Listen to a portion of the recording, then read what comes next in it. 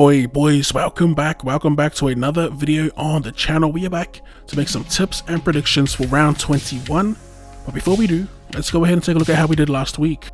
So overall, we picked 5 winners: the Raiders 1-12, and Hudson Young was our perfect game of the week. We started off strong, just couldn't quite nail the try scorers and margins.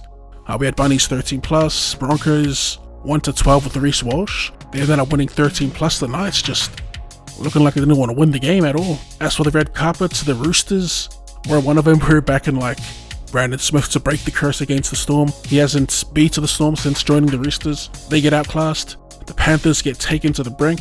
We had them 1-12, but Tango didn't cross the line for us. Manly show out at home, dropping 38 on the Titans' heads.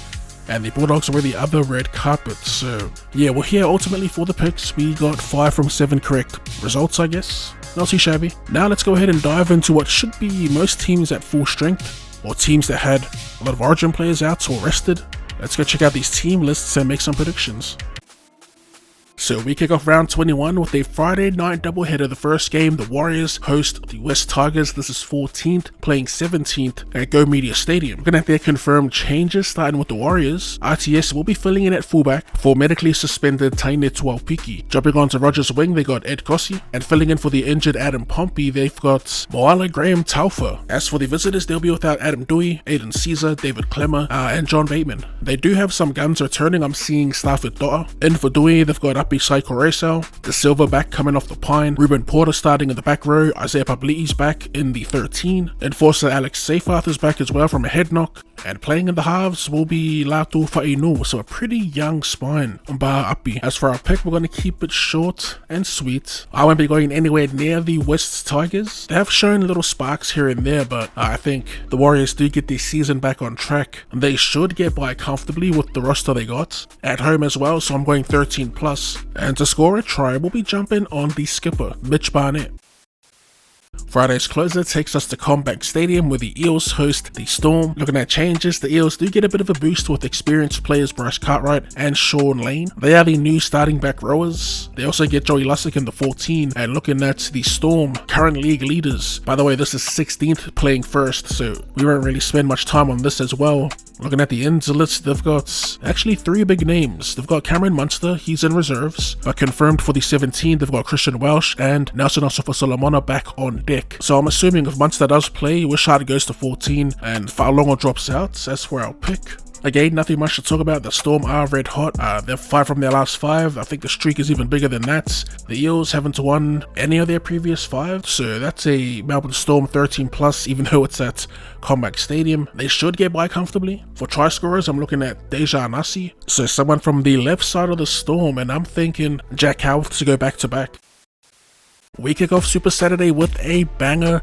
The usually primetime Broncos, 5 from primetime this season, are in a afternoon slot up against the Canterbury-Bankstown Bulldogs, who have been knocking on the door of the top 4 these past few weeks. So the Broncos 11th, the Bulldogs currently 6th. Looking at changes, they've got Blake Moser in the 14, and Salmon Cobbo will be back on the wing. So the Broncos pretty much at full strength, I guess you could say. Kirby Hetherington playing in the back row for Pierre Kura, who has dropped to 22. Looking at the Bulldogs, Lipoi Hopoi is the new man in the 17, as he will be coming off the pine, taking the spot of Chris Patolo. As for our pick in this game, the narrative's going to be the same from here on out. I'm not going to lie. Desperate Brisbane Broncos looking to give themselves a fighting chance to make the 8. Somewhat full strength against the Bulldogs, who have been pretty solid in their own right, defensively at least. It is for sure a clash of styles, and I do favour the Brisbane Broncos in this at home. All their, like I said, all their boys back on deck. All their key players, I should say, especially Adam Reynolds. If we're looking at form, the Broncos finally broke that losing streak of theirs. 1 from their previous 5. The Bulldogs looking pretty good with 3 from their previous 5. I'll take the desperate Broncos at Suncorp,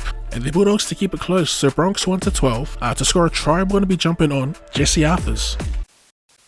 In the evening game, we have the Cowboys hosting the Sharks at Queensland Country Bank Stadium. That is the 8th ranked Cowboys and the 3rd ranked Sharks. So team changes. 1 change to the home side with Jackson Purdue named to start at centre. Now Holmes being pushed to the wing, although that may be reverted with Murray Taulangi being named in the 21. He could just come back onto the wing with Purdue dropping out, and Val moving back in and Val moving back infield. For the Sharkies, they've got one change, a player to make his debut at fullback, Liam Eisen, I'm assuming? Sorry, 2 changes. They also welcome back Sualii Talakai, who is coming off the bench. As for our pick in this match, it's a pretty tricky one to predict, only because you could never really know what you're going to get with this home side. In the head-to-head, the Sharks do have the lion's share of dubs, winning 35 out of 53. And more recently, they did beat them in round 7. I think that's when I was on Tommy Hazelton. Even more recent, looking at their form guide, the Cowboys have won 3 from their previous 5, and the Sharkies 2 from their previous 5. I think I might back the Cowboys here for a little bit of revenge back in Queensland. After getting 40 dropped on their heads, I could see them squeezing out a win. Their previous wins have been short or low margins, so we're going to stick with that theme there. We'll take the Cowboys at home, 1 to 12 points. Harlem Lukey coming off an absolute heater, but we'll look towards the other side of the field here and take Jeremiah Nanai.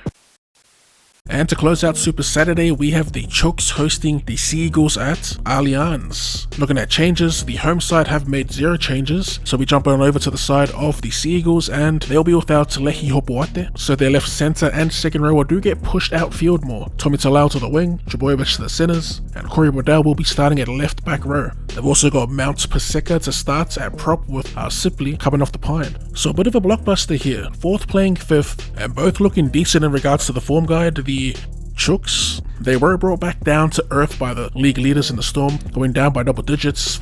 Manly, however, also 4 from their previous 5, but have a lot of momentum heading into this, winning 3 in a row. They're kind of in a similar situation as the Roosters last week. It's a bit of a litmus test to see where they stand in the league currently. For the Chooks last week, they were being touted as genuine contenders, they were even the favourites, and ultimately fell short. I think that'll be the same case for the Manly-Warringah Sea Eagles in this one, although I do think it'll be a pretty close game, so give us the Roosters 1 to 12 points, and we'll go boring with the try scorer and take Dan Dubois. So to close out the weekend, we have another Super Sunday on the cards, kicking us off with the Dragons and the Panthers, this being played at Wynn Stadium. Both teams welcoming back some absolute weapons. For the Dragons, they get back Ben Hunt, Zach Lomax, and Raymond Faitala-Mariner. Looking at the Panthers, they pretty much get their Blues back, Brian To'o, Isaiah Yeo, Jerome Luai, and Liam Martin. All players named back to where they usually play. As for our pick, we're going to keep this one short and sweet. These two met not too long ago, back in round 13, where the Dragons beat a depleted Panthers side. Although it must be said the Dragons were depleted as well, so they essentially beat the system. Do I think that'll be the case this coming Sunday? No. Penrith at full strength. They're on a revenge tour. I think they get it back in blood. So 13 plus, I just think they'll kick it up a notch post-origin for the run home. So yeah, 13 plus Penrith. And to bag us some meat pie, we're going to jump on Jerome Luai against Ben Hunt. In the 4 PM game, we have the Dolphins hosting the Titans at Suncorp Stadium. There are no changes for the home side, so we look at the Titans, and nice. No changes for either side, both teams sticking solid to the teams that lost the last week. So who do we take in this match? Looking at their form heading into this, the Finns have won 2 from their previous 5, going down last week in Golden Point extra time to Nathan Cleary and his Panthers. For the Titans, they've won 3 from their previous 5, and they're fresh off snapping their winning streak, losing to Manly. For as good as the Titans have been looking these past few weeks, disregarding last week, I think the Finns might be too good for them. In their short history, they do have the wood over them, winning all 3 games. And yeah, I just think after taking Penrith to the brink, they'll be full of confidence, and we'll be looking to further solidify a spot in the top 8. I think the game will be a lot closer than their game previously this season, so give me the Finns 1 to 12 points, and I'm going to jump on the hammer to bag us some meat pie. And to close out the round, we head over to the capital, where the Raiders host the Rabbitohs at, of course, GIO Stadium. Looking at changes here, the Milk keep the same 17, and the Rabbitohs 1 change. With Kenner being medically suspended, they've got Michael Chee-Kam filling in at centre, and Jacob Host, he's back in the 17. As far as picks go, it's a nice little narrative to end the week with Jackie Whiten coming up against his former side at his old stomping ground. Looking at their history and form, the Raiders do have 18 out of 32 wins over the Bunnies, and only 1 win from their previous 5. Meanwhile, the Bunnies have won 4 from their previous 5. Form-wise, the Bunnies have looked pretty good without Latrell Mitchell, and I kind of feel like they do have more points in them. I get Fogarty's back, but is he enough Or does he have the ability to dominate or dictate how this game is played? Can he produce points, more points than the Bunnies? I'm going to say no. In saying that, I do think it'll be an absolute grueler. I could easily see Sticky's men grinding out to win, but I'll be backing the Bunnies here to get the win on the road. To score a big pie for narrative's sake, we're going to jump on Jackie Whiten. And that about wraps up this week's tips and predictions, boys. As always, if you do have any tips and predictions, let us know in the comments section down below. For now though, if you did enjoy the video, be sure to run straight to that like button, and for more rugby league related content or more content in general, go ahead and drop your boy a cheeky sub. Thanks for tuning in, and I'll see you later.